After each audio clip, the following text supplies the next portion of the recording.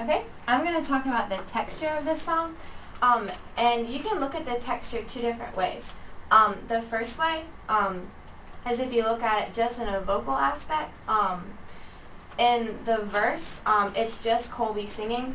It's just one voice, but then when you get into the bridge and into the chorus, you can hear both her singing, and then there's like a lower harmony. And so the verse is going to be monophonic because it's just one voice.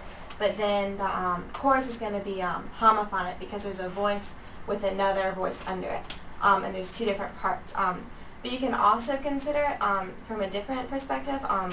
You can look at the music, or like the vocal part, plus there's also a guitar and percussion in there.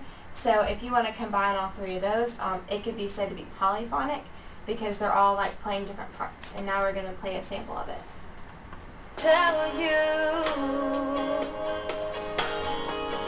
what I can't spell it out for you. No, it's never gonna be that simple. No, I can't spell it out for you. If you just realize what I just realized, that we'd be perfect for each other and we'll never find another. And you can see in the bridge, when she sings, you know it's never going to be that simple. That's the first part when you see it becoming a little bit homophonic, because while they're both singing the same thing, they complement each other, and there's just two different parts playing. So that's, up until that point, it's mostly monophonic from the vocal aspect, but then if you look at it from both vocal and instrumental, it's going to be polyphonic all the way through, because you have those three different parts, the vocal, the percussion, and the guitar.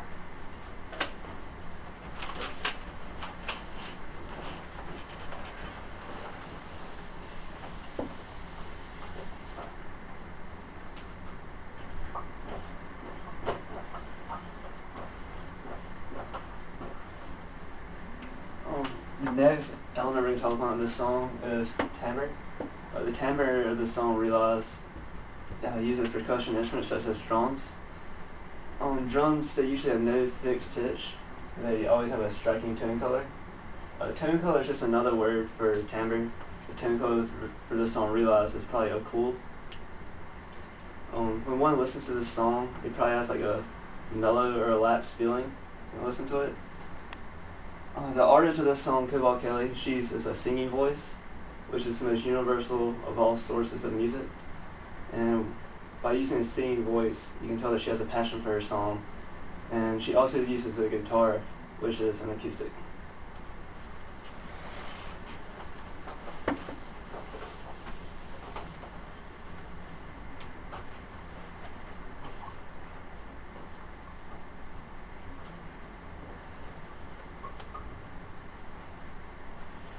The rhythm of this song comes in beats of 4, and like Whitney said earlier, it flows very smoothly.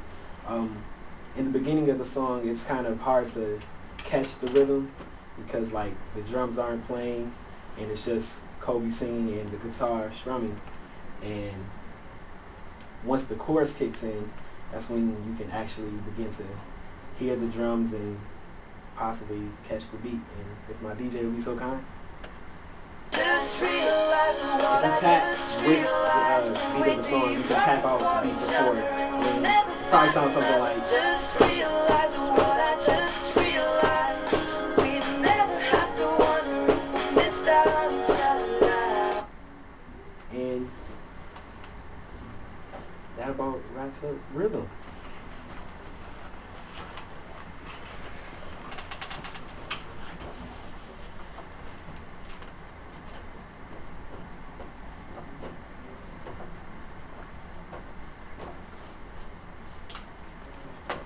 Okay, the next musical element we're going to be discussing is harmony, and I'm going to play a quick clip for you guys.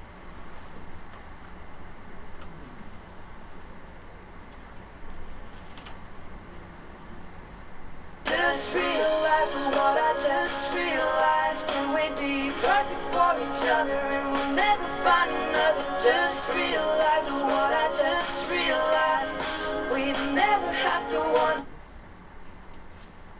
Okay, so as you can see, the harmony is pretty simple. You have the artist singing the song, and then you have the acoustic guitar that's kind of supporting her, and also the drums that comes in every now and then during the chorus. So the song is, it's pretty consonant. I think only at the end do you hear, on the last tune, there's a little bit of dissonance, kind of sounds a little unfinished. But for the most part, it's pretty harmonic, and really the main harmony comes in the chorus, where you hear the artist singing, and then you hear also with her singing is a lower voice kind of harmonizing with her, and that's where the main harmony comes in. So it's a pretty harmonic song.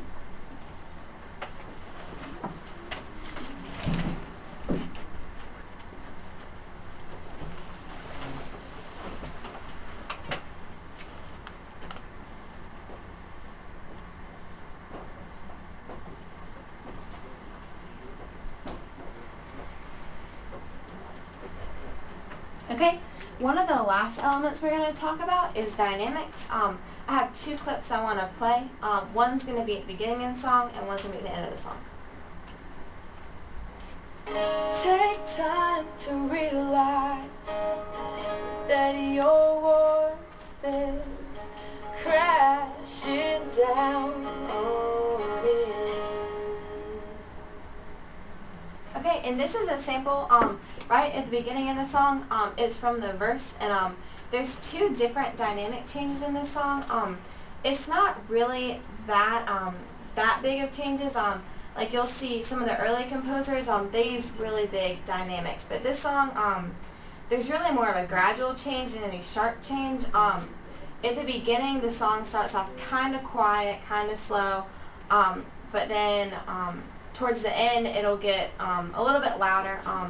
The verse is generally quieter than the chorus is going to be, and the beginning is quieter than the end. And so that first sample just shows an example of the very beginning and of one of the verses. And now we're going to play an example near the end of one of the choruses.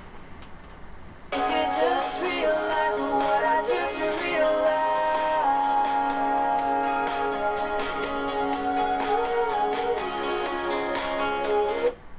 So just in that sample, you can see an example, just the gradual shift, and over the song, like over the whole course of the song, it just keeps getting louder and keeps getting louder.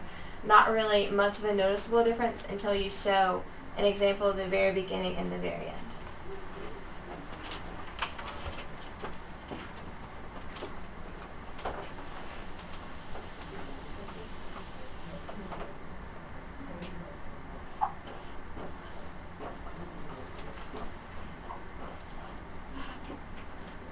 The final element we're going to talk about in this song is the tempo.